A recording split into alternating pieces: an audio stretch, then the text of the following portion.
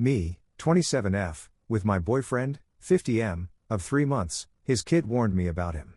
Red flag? I have been dating Jessie for about 3 months.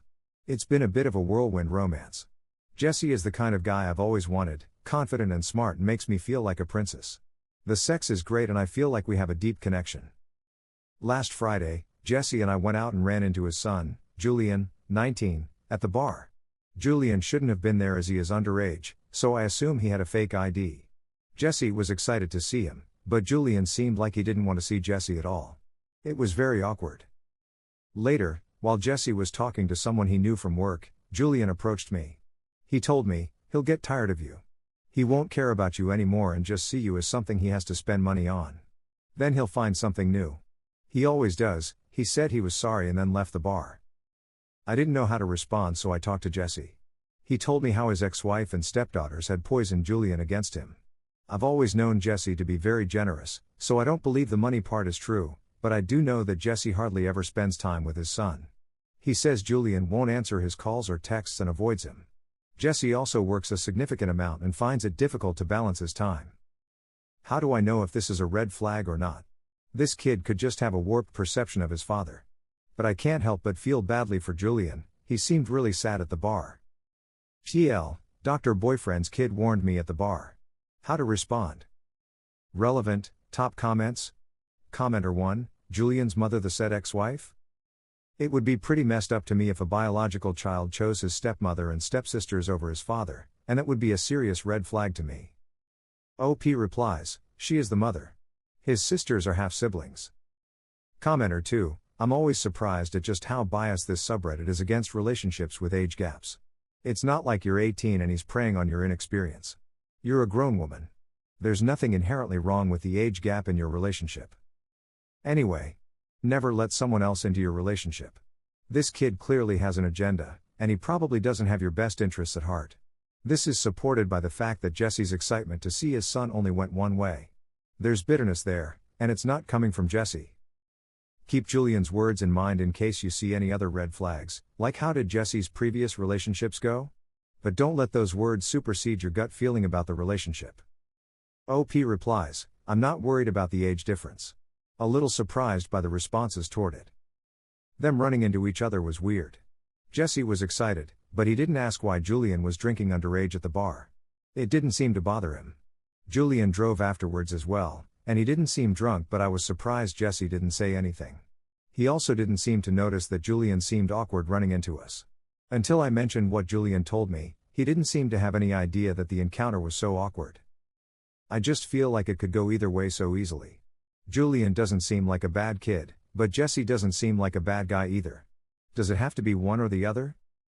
Commenter 3, he's 50 years old and chasing after a 27-year-old. Listen to his son. Someone that feels too good to be true usually is. Commenter 4, you are 27. He is 50. He's with you because you're significantly younger, and have a better body, and a higher sex drive than women his own age. Open your eyes. If Julian were 12, then maybe don't believe him, but he's 19. Had his mom poisoned him against Jessie, then Julian would have come to the realization by now that his mom was lying. Update. Hire/relationships. It's been a couple of months since my last post. Thanks for all the advice, even though it was tough to hear. I ended up deciding to move forward with the relationship, but keep an eye out for any other red flags. To backtrack, early in our relationship I got a text from a friend of mine that he had seen Jessie at the local strip club. I spoke to Jessie about it, and he said he did not consider it cheating because he did not get lap dances or touch the dancers. I let him know then that I would let it slide, but in the future, I am not okay with him going to strip clubs without talking to me about it first. He agreed. But I kept noticing he would be out working late. He told me he had an emergency, flood, and had to work late, and I ended up seeing him at a gas station that I was driving by. I stopped and talked to him and he said he had just gotten off work, but he smelled like cigarettes and alcohol and his clothes weren't dirty like they typically are when he works flood damages. I also noticed he was very protective of his work phone.